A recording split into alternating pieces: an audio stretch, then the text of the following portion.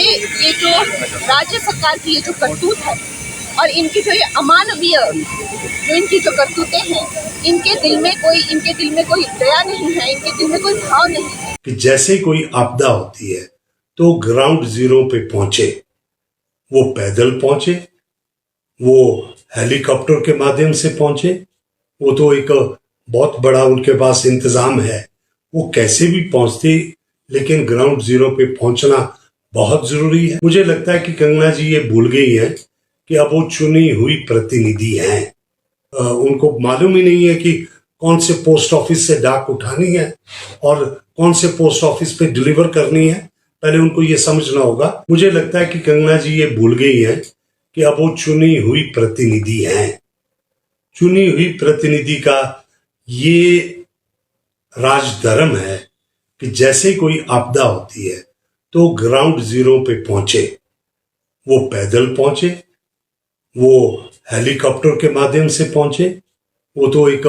बहुत बड़ा उनके पास इंतजाम है, वो कैसे भी पहुंचते, लेकिन ग्राउंड जीरो पे पहुंचना बहुत जरूरी है। क्योंकि जब एक चुना हुआ व्यक्ति जनता के बीच में जाता है तो बहुत सारी चीजें जो है स्वाभाविक तौर पे एक लोगों का ढांढस भी बनता है और उसके साथ में जो प्रशासन भी हरकत में आता है। मैं समझता हूं उन्होंने कुछ उसमें देरी की है, उन्होंने उस बात को हल्के से लिया है और जब वो आई भी है तो ये मतलब उन्होंने उसको एक राजनीतिक मंच की तरह उस स्थिति को, जो वहां पे घटनाक्रम है, जो वहां पे बदहाली है या जो लोग मातम में डूबे हुए हैं और जो रेस्क्यू का काम चला है, बजाय उसमें कोई सहयोग देने के वो एक टिप्पणियां जो कर रही हैं, वो मेरे ख्याल ये समय राजनीति करने का नहीं है। राजनीति इस समय तो ये था कि वो अपने क्षेत्र की मांग को उठाती,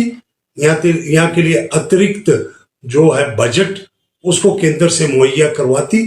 जो उन्होंने कहा था कि वो एक डाकिये का काम करती, लेकिन वो डाकिया तो ऐसा लग रहा था कि वो अपना पार्सल ही गुम उनका हो गया है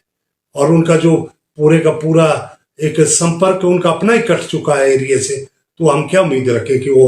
उनको मालूम ही नहीं है कि कौन से पोस्ट ऑफिस से डाक उठानी है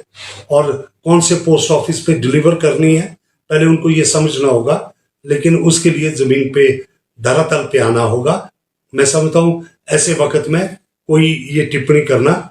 अशोभनीय है और इसकी हम निंदा करें।